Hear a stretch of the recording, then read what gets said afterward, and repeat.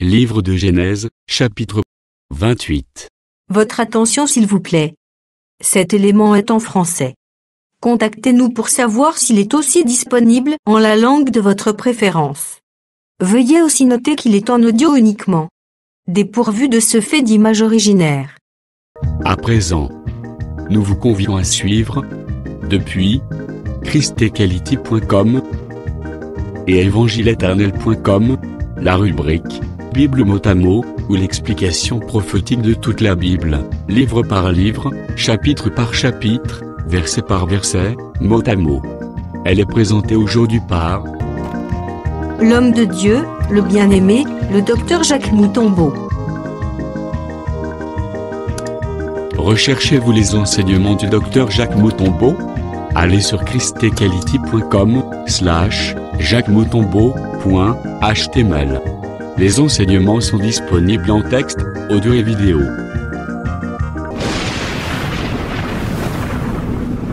Bonne édification au nom de notre commun Seigneur et Dieu Jésus-Christ. Amen.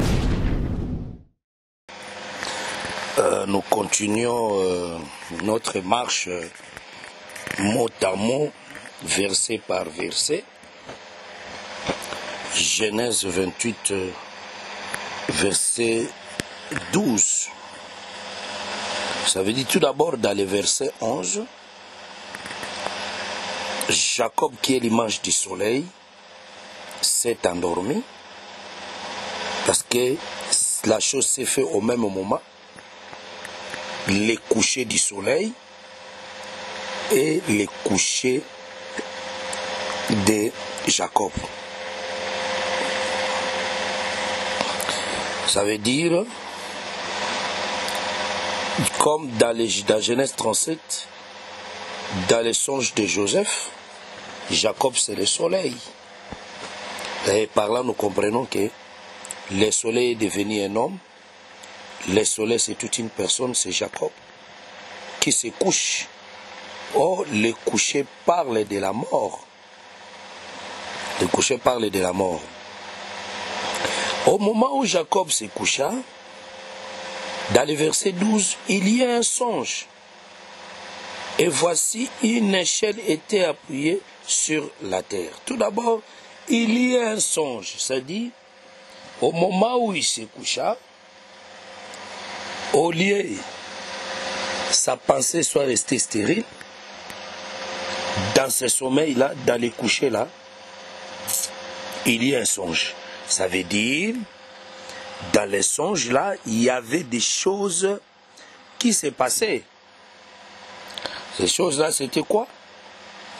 Il a vu l'échelle était appuyée sur la terre. C'est-à-dire, dans les songes, il y avait maintenant un enseignement ou bien des événements que lui-même il voyait ça. Or, dans ces événements-là, c'était un enseignement. Parce que quand on voit l'échelle, c'est tout un enseignement. Et quand nous voyons l'échelle s'appuyer la terre au sommet, au ciel, c'est un enseignement. Donc,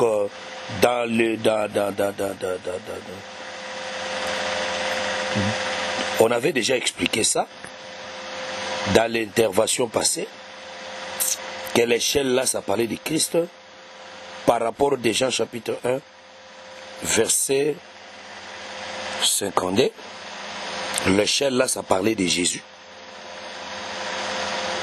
Et le Jésus là, il est le médiateur entre Dieu et les hommes. C'est lui le Lévi véritable, qui avait la capacité de réunir le ciel et la terre, le ciel comme l'homme, et la terre comme la femme. Donc, c'est ça là. Et, parce que j'avais dit que ces mouvements parlent de beaucoup de choses ici, nous allons encore prendre encore d'autres éléments à expliquer ici. Mais au moment où lui, il dormait, dans l'échelle là, il y avait les anges monter et descendre.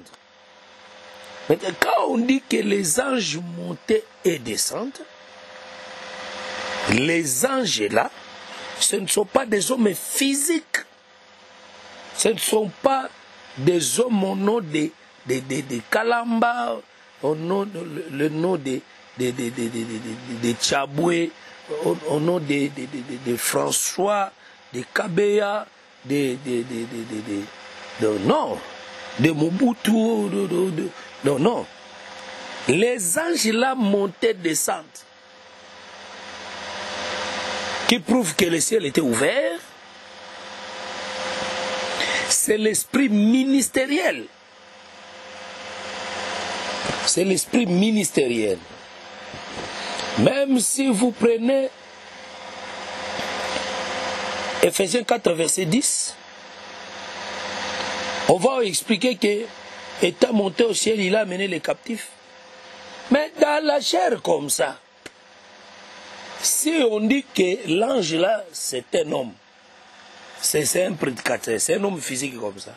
Quand est-ce qu'il avait monté au ciel? Cet homme-là, il avait monté au ciel dans quelle échelle?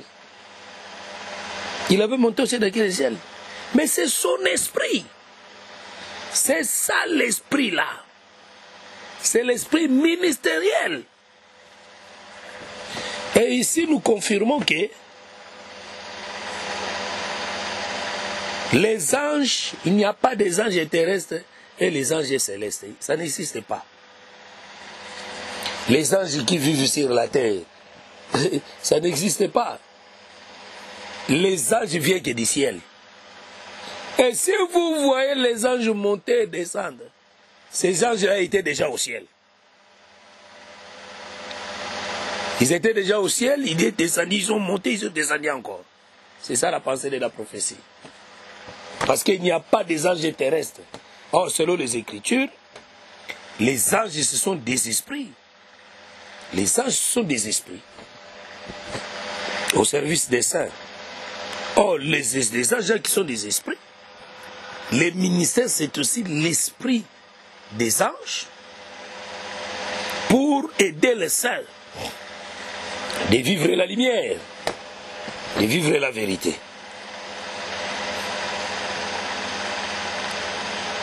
Maintenant, au moment où lui, il dormait, dans le verset 13, je vais terminer tout d'abord ce mouvement prophétique ici. Jacob ici, il prend la forme de Dieu, de Jésus qui se couche, pendant son sommeil. Il y a des choses qui se passent là-bas. Ces choses-là, ça nous explique notre état d'ici, d'aujourd'hui. Au moment où il se couche, le coucher, ça part de la mort. Quand Christ est mort, dans sa mort, il y a des choses qui se passent. Nous voyons le ciel s'est ouvert, et il y a le mouvement des anges et l'échelle. Nous croyons que dans sa mort, le ciel et la terre s'est réunis par l'esprit ministériel.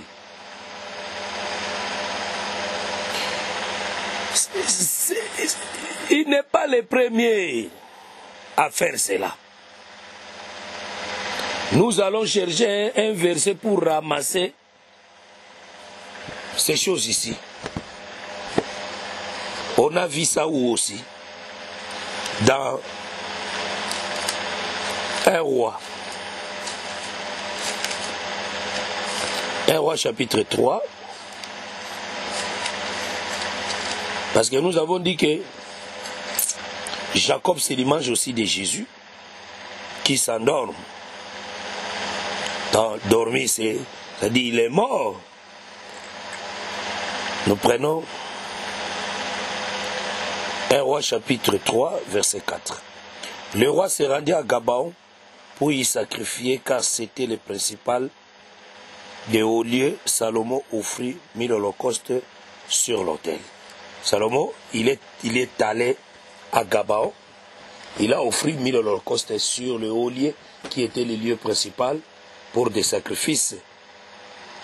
Oh, le lieu principal pour les sacrifices, c'était le Golgotha. C'était la croix. C'est le lieu principal pour les sacrifices. Là où on a offert 1000 holocaustes. Qui parle d'une seule personne qui est le Seigneur Jésus, qui a les chiffres 1000 en lui. Le verset 5. À Gabaon, l'Éternel apparut en songe à Salomon pendant la nuit, et Dieu lui dit, demande ce que tu veux que je te donne. Vous voyez aussi le deuxième témoignage. Ça veut dire à Gabaon, là-bas, là où il avait fait les sacrifices. Oh, ça dit faire les sacrifices sur Gabaon. Là, nous voyons la mort, nous voyons l'œuvre de la croix. Ça concorde. C'est-à-dire, il fait les sacrifices, après, il se couche. Ça veut dire, l'Éternel apparaît en songe à Salomon pendant la nuit. Ce que c'est que Salomon se coucha. C'est que la mort, le sacrifice des animaux sur l'autel à Gabaon, ça parlait de la mort de Salomon, ça parlait de son coucher.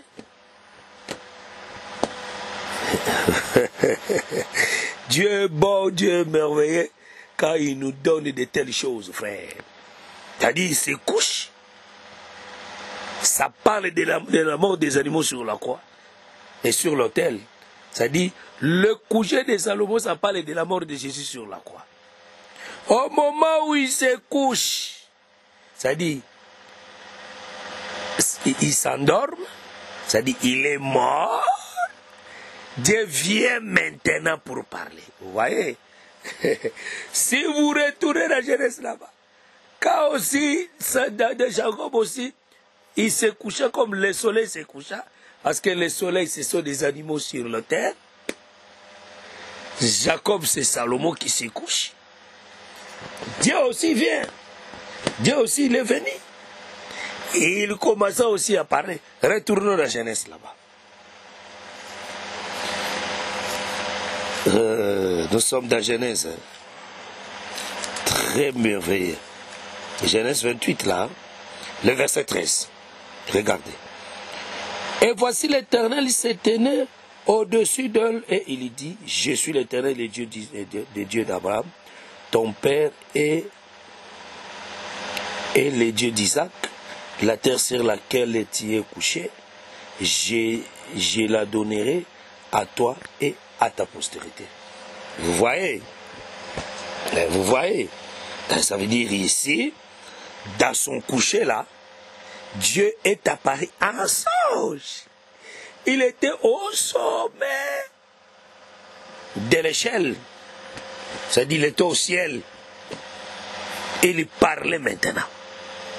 À part là, nous avons compris que, à la mort de Jésus, quand Jésus est mort, le ciel s'est ouvert, Dieu a commencé à parler.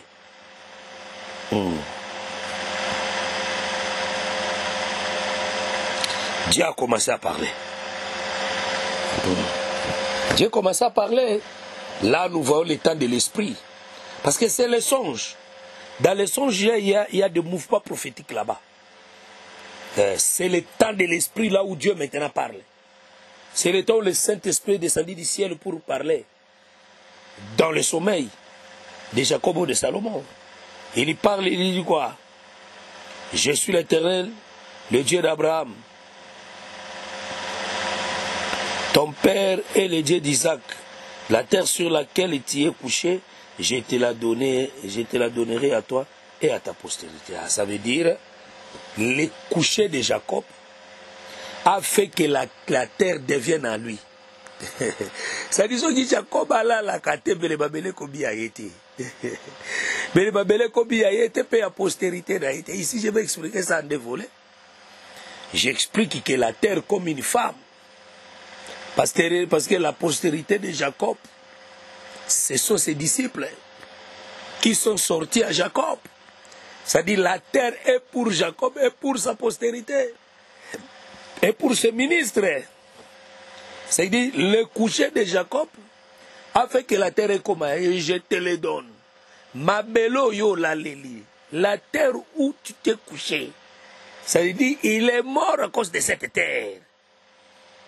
Il s'est donné la mort à cause de cette terre. Voilà pourquoi on lui a donné cette terre, parce qu'il était couché. Il était couché dans cette terre-là. On lui a donné ça. On lui a remis ça. En lui avec sa postérité. Oh, la terre, c'est aussi la terre. Dieu, Jésus-Christ va récupérer la mort de Jésus. Hein? La mort de Jésus sur la croix. Par la mort de Jésus, Jésus a récupéré la terre. Mais cela s'accomplira au millénium. Cela s'accomplira au millénium. Et sa postérité aussi va régner. C'est-à-dire la terre était quelque part dans les mains du diable. Mais Jésus va récupérer cette terre-là. Il avait déjà récupéré ça à la croix. Mais ça va s'accomplir au jour du millénium qui va récupérer la terre. Et sa postérité aussi va posséder ça. C'est-à-dire, sa postérité aussi va régner dans cette terre-là. Nous retournons maintenant, parce que nous allons faire ce mouvement-là. Nous retournons dans un roi. Dans un roi là-bas. Le chapitre 3 là. L'Écriture dit ceci. Et à Gabaon, l'Éternel apparut en songe à Salomon pendant la nuit. Et Dieu lui dit, demande ce que tu veux. Je te donne. Vous voyez? C'est que dans son coucher là, il lui dit à Salomon de demander qu'il va lui donner. C'est que la mort de Salomon, c'est Salomon véritable, c'est le Seigneur Jésus. Parce qu'il n'y en aura jamais un roi comme lui. Un roi comme lui, avant et après. C'est ça le verset 15. Dans 1 roi chapitre 3, Dieu a parlé de ça.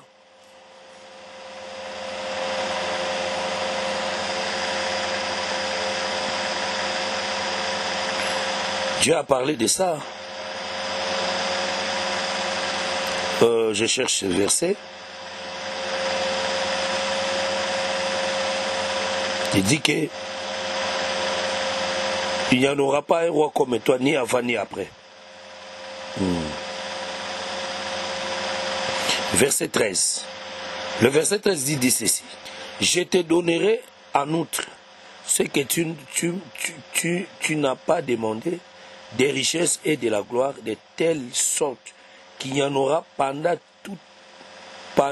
toute ta vie aucun roi qui soit ton pareil. Ok. Ça dit, pendant sa vie, il n'y en aura jamais un roi qui sera comme lui. Oh, Jésus-Christ a dit que je vous abandonnerai, puis je vous délaisserai, puis je serai toujours avec vous. Ça dit, il n'y en aura jamais un roi comme Jésus. Jamais. Là où on a bien encore éclairci ça, dans 2 Chroniques, hein, dans 2 Chroniques chapitre 1, dans 2 Chroniques chapitre 1, le verset 12, là-bas on dit ceci, 2 Chroniques 1, 12. La sagesse et l'intelligence te sont accordées, je te donnerai en outre des richesses, des biens et de la gloire, comme n'en a jamais eu aucun roi avant toi, et comme n'en aura aucun après toi. C'est-à-dire, lui, il est comme l'unité de mesure, il est au milieu, c'est l'homme du milieu. C'est-à-dire, avant lui, il n'y en aura jamais un roi comme lui, et qui sera comme ça, un roi puissant en sagesse à l'intelligence, en richesse, il n'y en aura jamais avant lui. C'est que Jésus-Christ qui est le véritable roi. Salomon, il est au milieu, c'est l'homme du milieu avant lui, c'est-à-dire, avant lui, tous les prophètes ne seront pas comme Jésus, et après lui, tous les apôtres ne seront pas comme Jésus. Gloire au Seigneur. C'est lui qui est l'unité de mesure, frère. C'est lui l'homme du milieu. Il n'y en aura jamais un Dieu comme lui. Vous voyez? C'est-à-dire ici, nous comprenons que on devait lui demander ce que tu veux que je te donne. C'est-à-dire son sommeil. Dans son sommeil, Dieu va lui donner quelque chose. C'est que la mort de Jésus n'était pas en vain. La mort de Jésus était que pour que Dieu donne quelque chose. Ah, il va lui donner ce qu'il avait perdu à l'Éden. Il viendra récupérer ça. Vous voyez? Et si Dieu parlait dans les songes, quand Salomon se dormait, voilà pourquoi j'ai dit que Salomon n'avait rien demandé. Salomon n'a jamais demandé la sagesse. Salomon n'a jamais rien demandé. C'est quand il s'endort, et à ce temps-là que Dieu est venu, pour lui dire, ah là, par là, nous comprenons que Salomon, quand il s'endort, c'est-à-dire, nous expliquons la mort de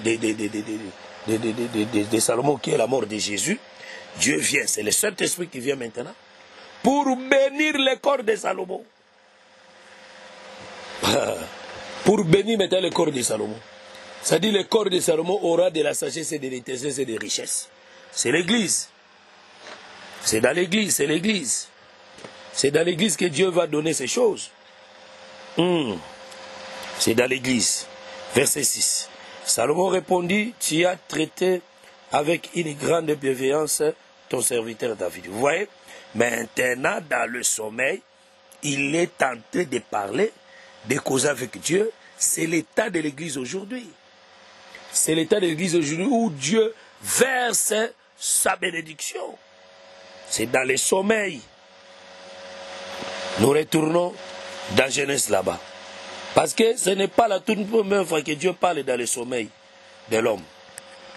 Il a parlé dans le sommeil de Joseph. Quand Joseph s'endormait, il a vu les 7 et les 11 gerbes. Les 11 gerbes s'inclinaient devant son gerbe. C'est-à-dire c'était dans les songes. C'est que dans les songes là, il lui voyait un mouvement. Parce que pour que l'adoration vienne, l'adoration devait venir après la mort de Jésus. Jésus qui est le véritable Salomon, Joseph, quand il s'endort, à ce temps-là, dans sa mort, dans les songes, c'est là où il y a de l'adoration. Il n'y a qu'une seule personne qu'on doit adorer par les prières. Ici, on voit dans les songes, là, on voit seulement les gerbes, une gerbe, entourée par les 11 gerbes, et les 11 gerbes se prosternent devant la gerbe là. Vous voyez? C'est dans les songes. C'est-à-dire quand Joseph s'endort. Vous voyez? Donc c'est ça. Ça dit voilà ce mouvement-là. Mais même Nebuchadnezzar, quand Nebuchadnezzar s'est endormi, il a vu la statue en songe. C'était un enseignement. Ce qu'il voyait là, c'était un enseignement qu'il voyait, parce que nous allons expliquer aussi les songes dans le deuxième volet. Même Pharaon, tout ce qu'il avait vu. Il a vu la vie de son peuple dans les songes. Mais après, la chose s'est matérialisée. Après, la chose s'est matérialisée. Ici, nous avançons pour expliquer ce mouvement. Remarquez, dans le verset 14, nous allons terminer tout d'abord cette première portion. Et nous allons rester toujours là pour expliquer la deuxième portion. Verset 14. Ta postérité sera comme la poussière de la terre. Tu t'étendras à l'Occident et à l'Orient, au septentrion et au Midi, et toutes les familles de la terre seront bénies à toi et à ta postérité. C'est-à-dire, la postérité sera comme la poussière de la terre. Ah! C'est-à-dire la postérité, une seule postérité, sera comme la poussière de la terre. Or, quand nous voyons la poussière de la terre nous voyons la chair. Parce que Dieu avait dit à Adam, tu es poussière, tu retourneras dans la poussière. C'est-à-dire, Adam est venu de la terre comme la poussière de la terre. Il va retourner là-bas. C'est-à-dire, la postérité sera comme la poussière de la terre.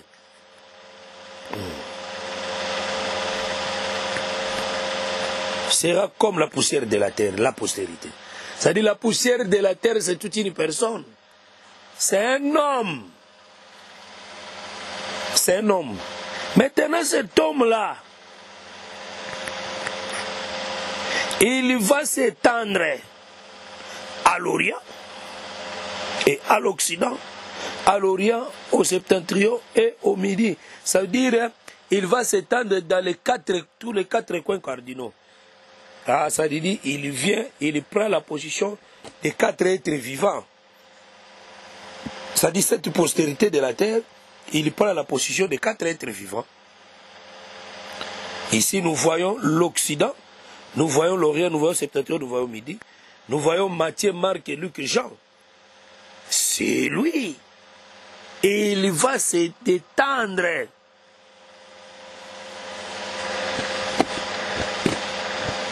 Il va s'étendre. C'est-à-dire l'évangile va s'étendre.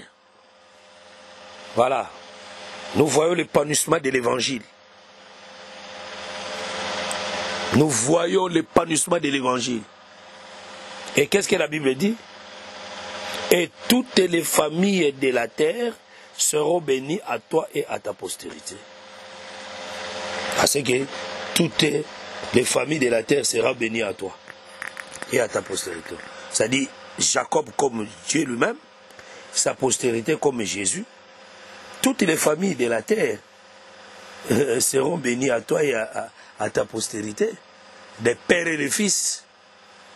Les pères et les fils, toutes les familles de la terre. Oh, les familles de la terre, c'est Israël et l'Église. Seront bénis à Dieu et à Jésus-Christ. C'est ça. Verset 15. Voici, je suis avec toi. Je te garderai partout où tu iras. Et je te ramènerai dans ce pays. Car je ne t'abandonnerai point. Que je ne quitté ce que je t'ai dit. Ça veut dire ici, on confirme que Jacob ne sera jamais abandonné. Jacob ne sera jamais abandonné.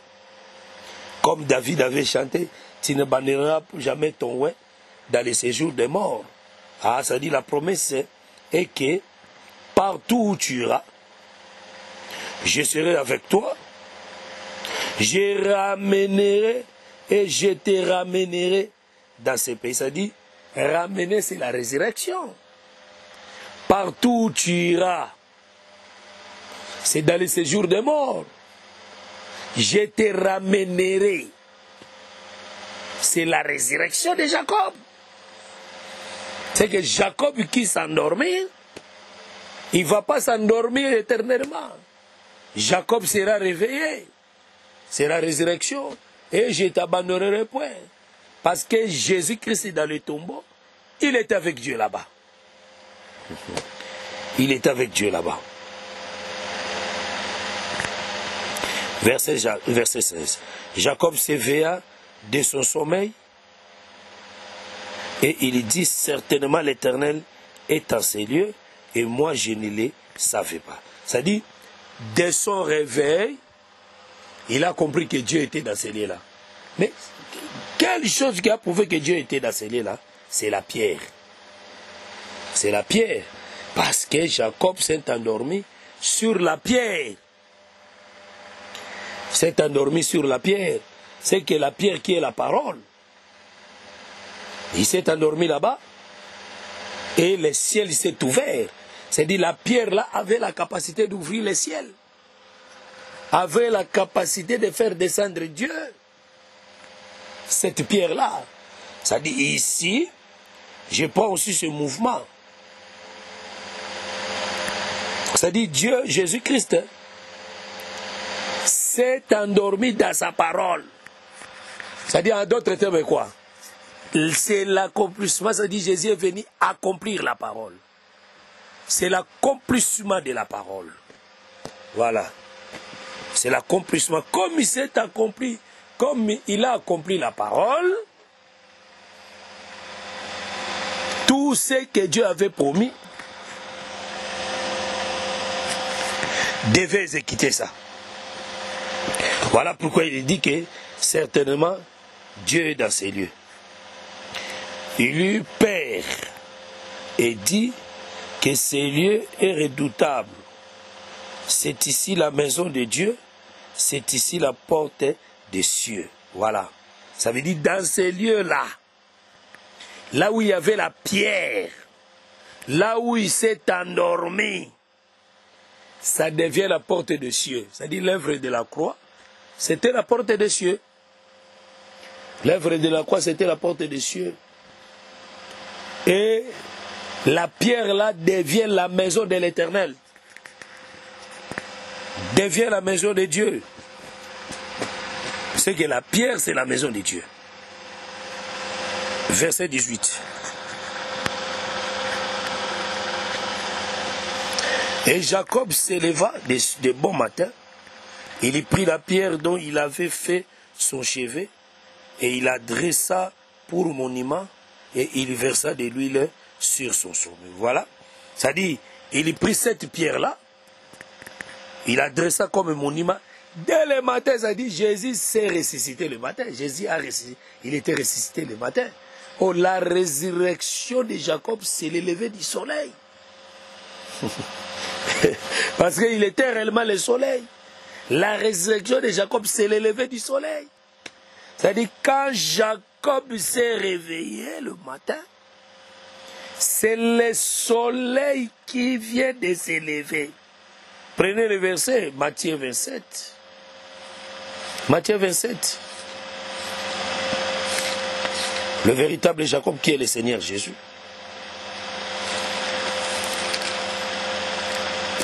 Dans les Matthieu 27, le verset... Non, Matthieu 28 plutôt. Matthieu 28, le verset...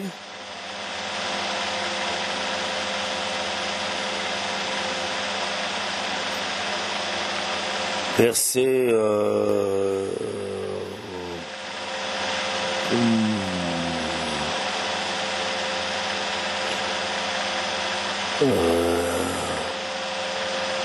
Ok, on cherche le verset pour confirmer la pensée.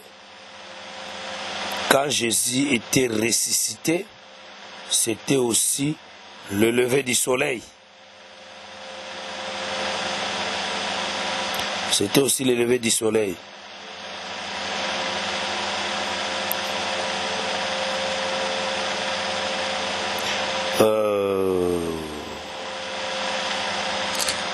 Là, on cherche dans Marc, peut-être on va trouver ça là-bas, parce que nous sommes, c'est la confirmation, hein? Nous sommes dans la marche d'expliquer la pensée du ciel.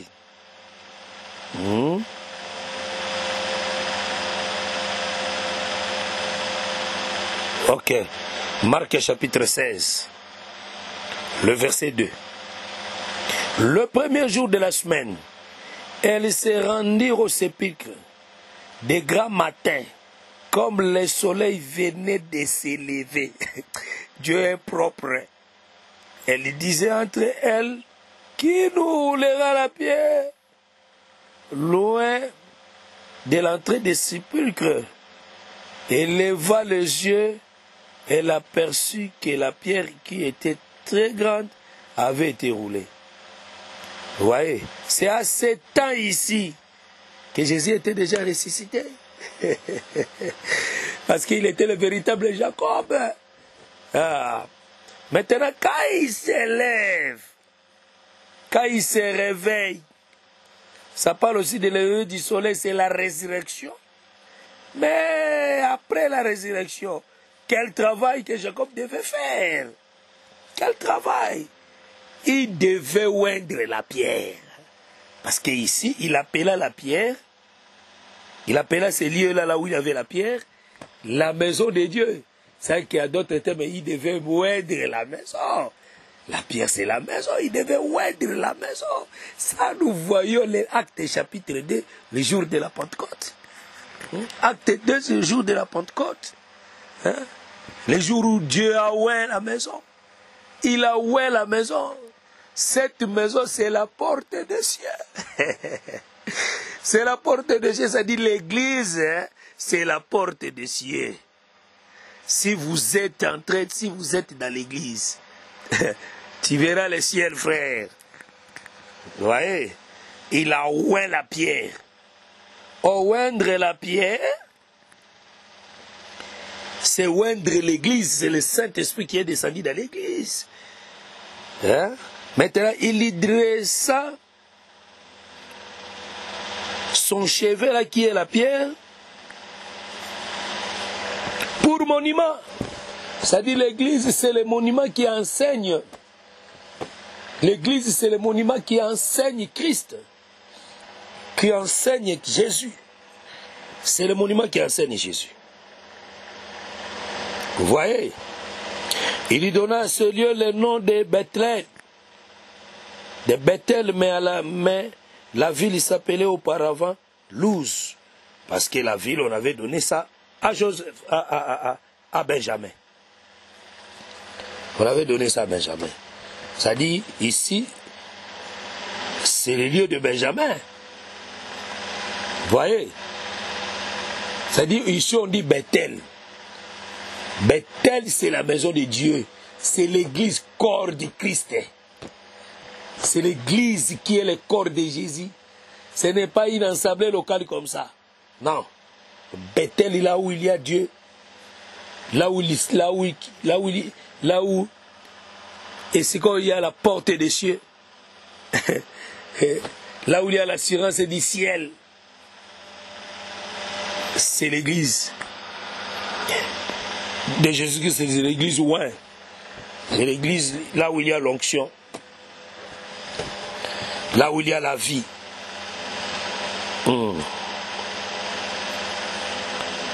Verset 20. Jacob fit un vœu en disant, si Dieu est avec moi et me garde pendant ces voyages que je fais, s'il me donne du pain et à manger et des habits pour vêture.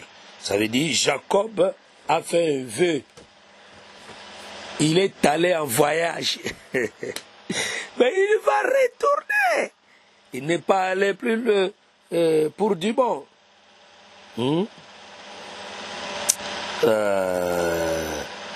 Il louait la pierre, il louait, il lui donne le nom de Bethel qui est la maison de Dieu.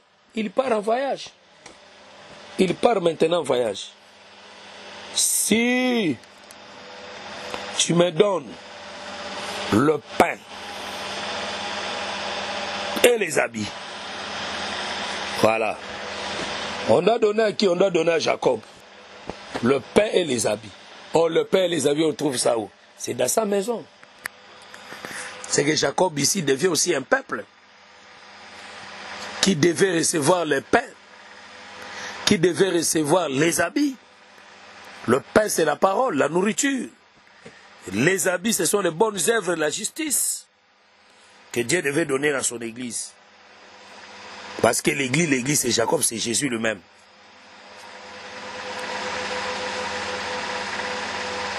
Et avec moi, et me garde pendant ces voyages que je fais.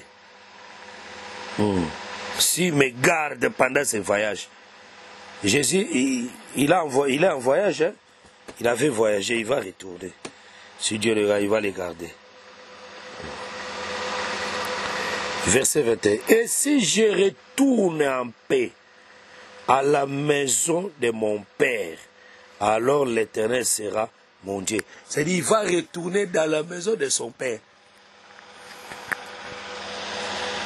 L'Éternel sera mon Dieu. C'est-à-dire, il est parti en voyage, il va retourner dans la maison de son Père. Il est parti en voyage. C'est-à-dire, partir en voyage ici, ça cache le mystère aussi. Quand Jésus est mort et ressuscité, il a oué la pierre, qui est la maison de Dieu. Il est parti en voyage, il va retourner à la maison de son père. Or, la maison de son père, c'est son église. C'est son église. C'est son église. Mais, il dit encore quoi? Si Dieu fait réussir mon voyage, je pars.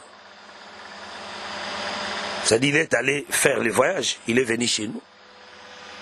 Il va retourner chez le Père, dans sa maison, dans la maison de son Père, qui est le ciel. Et il va reconnaître que Dieu est son Dieu. Voilà. Verset 22. Revenez, cette pierre que je dresse pour monument sera la maison de Dieu. Et je te donnerai la dîme de tout ce que tu me donneras. C'est-à-dire, il dit, cette pierre que je dresse pour monument sera la maison de Dieu. Et je te donnerai la dîme de tout ce que tu me donneras. Ah, ça dit, c'est que dans la maison de Dieu, c'est là où on donne la dîme. La dîme de tout. Ça dit, Jacob, il va donner sa dîme dans la maison de Dieu. Oh, la dîme, c'est aussi une vie qu'il va nous donner. Maintenant, je retourne pour expliquer d'autres mouvements qui sont ici. Ça dit, Jacob aussi comme le peuple. Jacob aussi comme l'image du peuple. Jacob a compris qu'il y a beaucoup de pierres. Parce que dans les chemins qu'il marchait, il y avait beaucoup de pierres. Mais il y avait seulement une seule pierre qui a la capacité d'ouvrir le ciel. Cette pierre qui a la capacité d'ouvrir le ciel, c'était Jésus. D'autres pierres, c'était des prophètes. Aucun prophète avait la capacité d'ouvrir le ciel. C'est seulement Jésus-Christ qui est la véritable pierre, qui a la capacité d'ouvrir le ciel. Voilà pourquoi il a ramassé cette pierre-là. Les pierres qui étaient rejetées par les passants, par les voyageurs, parce que c'était le chemin des voyageurs. Personne n'avait pas les yeux pour voir cette pierre. Qui peut mettre son chevet dans une pierre? Qui peut mettre? Pas une pierre, il fait ça son chevet. Qui peut faire ça? Et tu peux dormir à ça. Et je comprends que quand lui, il a récupéré la pierre, quand il a mis ça comme son chevet, la pierre est devenue douce. La pierre est devenue faible. C'est-à-dire la pierre est devenue la grâce. Parce que la pierre qui est dure, c'est la loi. Mais quand il met sa tête, la pierre est devenue son espoir. La pierre est devenue sa force. La pierre est devenue son intelligence. C'est-à-dire la pierre est devenue le fondement de Jacob. Ah, Jacob qui est les 12 fils, et qui est les 12, Jacob qui a en lui les 12 fils, Jacob qui est les 12 tribus, il se fonde par la véritable pierre qui est le Seigneur Jésus. C'est là où il s'est fondé. C'est là où il a mis son espoir, sa vie. Là-bas. Là-bas. Il a mis son espoir là-bas. Et à cause de cette pierre, la pierre avait la capacité d'ouvrir le ciel. Donc cette pierre est devenue l'échelle. Cette pierre est devenue l'échelle. C'est Jésus. Et voilà maintenant, Jacob reçoit la révélation parce qu'il a mis sa tête, son chevet, sur la pierre, qui est la pierre de la révélation. Celui qui met son espoir en Jésus, le ciel sera ouvert pour lui. Il ne perdra rien. Au contraire, il va recevoir des promesses de la grâce, les promesses de la victoire, les promesses de succès. Il va recevoir toutes ces promesses parce qu'il a mis son espoir à Jésus. Je vais aussi expliquer ces mouvements, comme aussi les mouvements, c'est-à-dire quand Jacob s'endorme, il s'endort, là c'est Dieu entre dans l'éternité. Parce que le sommeil, c'est Esamutokoti éternité. Parce que là-bas il y a les songes. Parce que les songes, pendant les jours, tu peux rêver que tu es dans la nuit. Tu t'endors pendant la nuit, tu peux rêver que tu es dans les jours. Ça veut dire, le sommeil parle de l'éternité. C'est-à-dire, quand Dieu est dans l'éternité, les songes, c'est la pensée de l'éternité. Là où Dieu arrange son plan, le plan de la rédemption. Le plan de la rédemption. Vous voyez, Nebuchadnezzar a vu les songes pendant qu'il dormait. Parce que le sommeil de Nebuchadnezzar parlait de l'éternité. Quand Nebuchadnezzar se réveille, c'est Dieu est entré dans le temps. Maintenant, il devait matérialiser ce qu'il avait vu dans les songes. C'est ça. Voilà pourquoi Jacob a matérialisé ce qu'il avait vu dans les songes. C'est-à-dire, le coucher de Jacob, c'est Dieu entré dans l'éternité.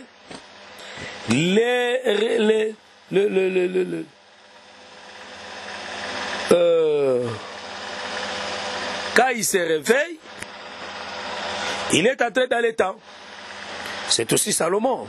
Quand Salomon se couche, c'est Dieu entré dans l'éternité. Vous voyez, quand il se réveille, Dieu est entré dans l'état parce que ce qu'il avait réussi dans le sommeil, il va matérialiser ça dans l'état. Ça c'est tout ce qui était dans l'éternité. Dieu a mis ça dans la création. C'est ça. Dieu a mis ça dans la création. C'est ça aussi Salomon, Joseph. C'est que Joseph a vu dans les songes, qui est la pensée de l'éternité. Mais c'est manifesté, c'est réalisé. Ses frères s'est prosterné devant lui. C'est-à-dire, ce qu'il avait vu dans les songes, s'est accompli. C'est-à-dire, les songes, c'est la pensée de l'éternité. Mais quand il se réveille, il entre dans l'état. Tout ce qui était dans l'éternité s'accomplit. C'est aussi Pharaon. Tout ce qu'il avait vu dans les songes s'est accompli quand il s'est réveillé. Par l'explication de Joseph, par l'interprétation de Joseph. Vous voyez, c'est-à-dire par là, nous comprenons que la pensée de l'éternité était cachée là-bas. La pensée de l'éternité était cachée là-bas. Nous prenons maintenant Genèse 29, verset 1. Nous sommes toujours là. Jacob s'est mis à marche et s'en alla au pays des fils de l'Orient. Ah, ça veut dire ici Jacob, il marcha, il est allé, s'en alla au pays des fils de l'Orient. Ça veut dire Jacob ici, comme le soleil, comme le soleil il fait sa marche, il va se réveiller, il va s'élever où? Il va s'élever à l'Orient. Il va s'élever à l'Orient. Il va s'élever à l'Orient. Parce qu'il part chez le fils de l'Orient. C'est là où il part. C'est-à-dire par rapport de cette écriture, le fils de l'Orient, c'est Israël. Parce que Jacob, qui est le Seigneur Jésus, il a commencé sa marche en Israël. C'est là où il va s'élever. Parce que le soleil s'élève à l'Orient, se couche à l'Occident. Il commence sa marche à l'Orient, il s'élève à l'Orient. Voilà. Verset 2. Il regarda et voici, il y avait un puits dans les champs. Et voici, il y avait à côté 3 troupeaux de brebis qui se reposaient, car c'était à ces puits qu'on abreuvait les troupeaux et les pierres sur l'ouverture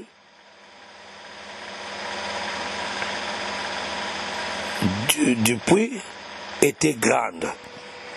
Donc vous voyez, c'est-à-dire la couverture qui est la pierre, qui était sur le puits, était grande. Mais quand il vient, voici, il y avait un puits dans les champs. C'est-à-dire le puits était dans les champs. Le puits là était dans les champs. Et voici, il y avait à côté 3 troupeaux de brebis. Il y avait à côté 3 troupeaux de brebis qui étaient là, dans le puits. Et autour, à côté des puits, les puits étaient dans les champs. Le puits était couvert. Donc, tout d'abord, qui se reposait, car c'était à ces puits qu'on abreuvait les troupeaux. Ça veut dire, c'est à ces puits-là qu'on abreuvait les troupeaux. C'est à ces puits-là. On abreuvait les troupeaux. Il y avait maintenant les 3 rangées de troupeaux. Ils étaient là.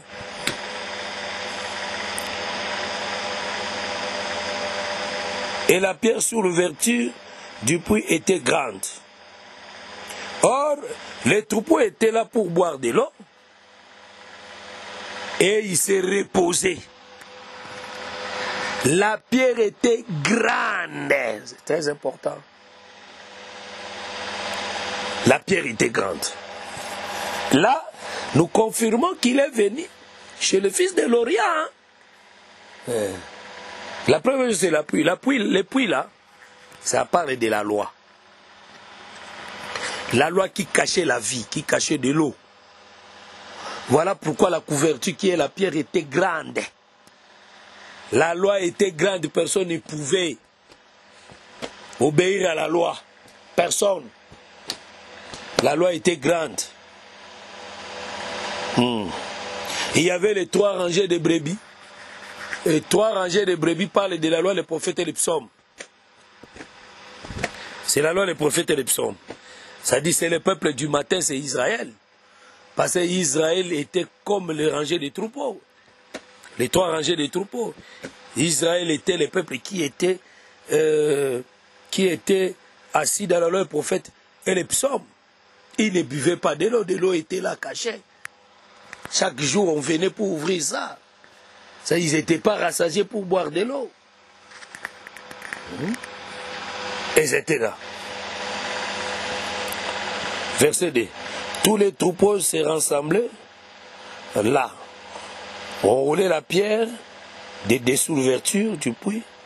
On abreuvait les troupeaux et l'on remettait la pierre à sa place sur l'ouverture du puits. Vous voyez, ça dit les troupeaux se rassemblaient là. Ça dit les troupeaux se rassemblaient, les troupeaux qui sont les peuples se rassemblaient tout autour de la loi. Tout autour de la loi, on venait, on roulait la pierre. Ah, ça dit ce n'était pas une seule personne qui roulait la pierre. Il y avait plusieurs personnes qui roulaient la pierre. On roulait la pierre. C'est-à-dire il y avait plusieurs personnes qui roulaient la pierre. Pour ouvrir les puits.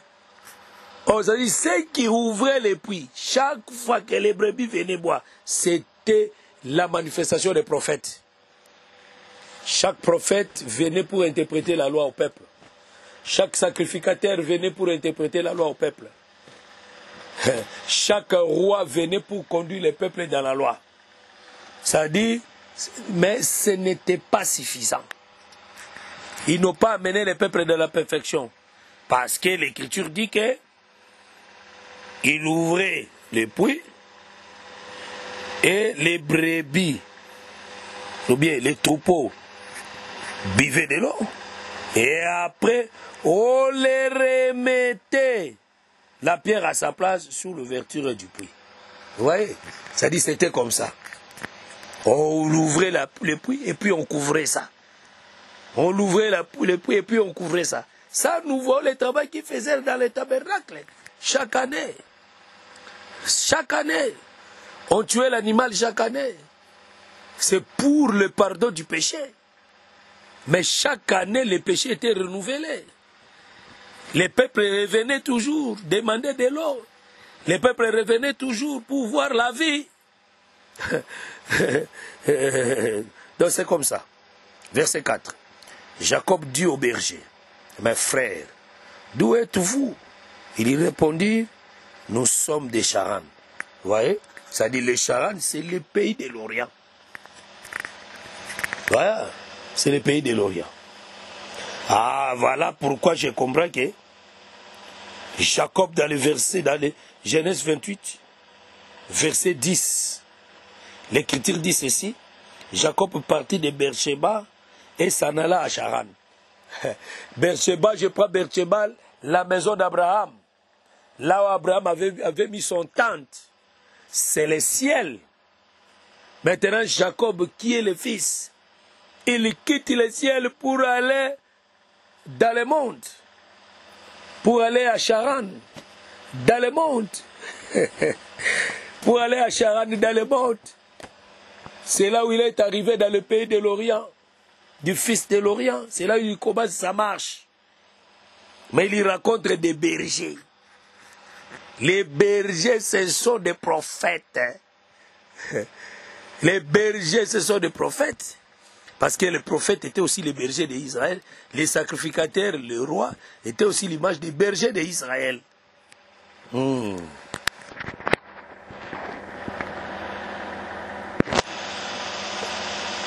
Verset 5, il leur dit, connaissez-vous Laban, fils de Nachor? Il y répondit, nous les connaissons. Ah, ça veut dire, les prophètes, qui sont les bergers, ils avaient la connaissance de tout le monde. Ils avaient la connaissance de toutes choses. Et il n'y a rien qui les échappait.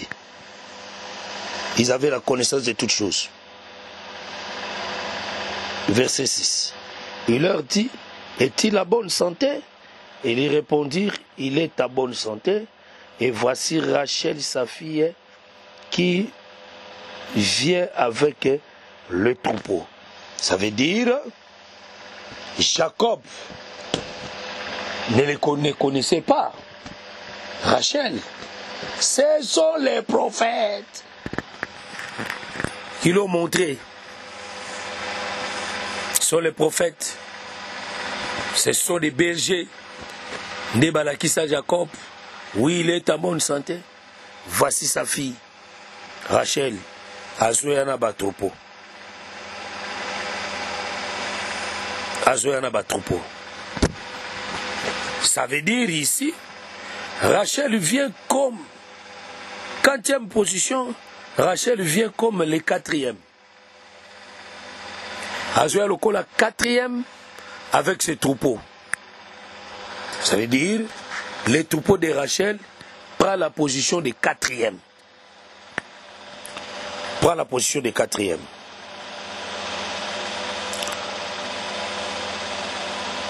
Or, Rachel qui prend la position de 4e, c'est les nations, c'est l'Église.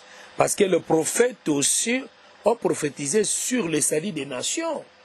Il connaissait aussi les nations. Il connaissait les nations. C'est-à-dire la prophétie des prophètes. Ils avaient déjà prophétisé aussi que les nations seront sauvées. Baobi Kisama. Parce que Christ est venu suivre les pas des prophètes.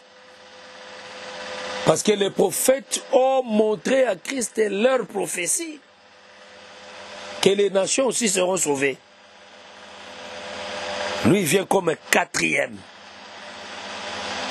C'est les ouvriers des dernières ères. Selon Matthieu 21. Il y a les ouvriers des premières ères. Il y a les ouvriers des premières ères jusqu'au 10e heure. Mais Les 4e heure et les 11e heure, c'est les ouvriers du soir. Les ouvriers du soir. Verset 7. Et il dit, voici, il est encore grand jour. Il n'est pas temps de rassembler les troupeaux, abrévés, les brebis, puis aller et faites-les paître. Donc ici, il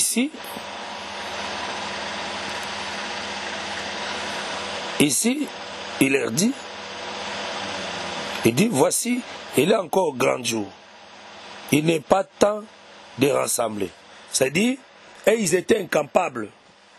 Ils étaient pas nombreux pour rassembler. C'est-à-dire qu'ils n'avaient pas la force de réunir. Leur force n'avait pas la capacité de faire brevoir les brebis de l'eau dans le puits.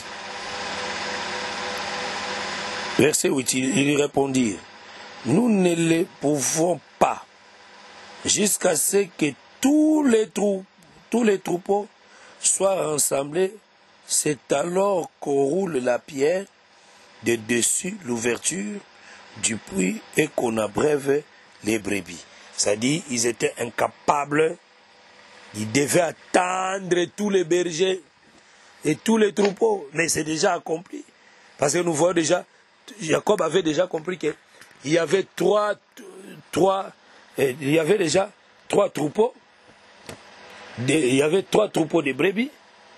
Et il y avait aussi 4e qui est aussi arrivé. Et Jacob avait compris ça. Allez, s'il vous plaît, au numéro suivant, pour retrouver la suite de ce message. Merci d'avoir suivi ce message et que Jésus-Christ vous bénisse.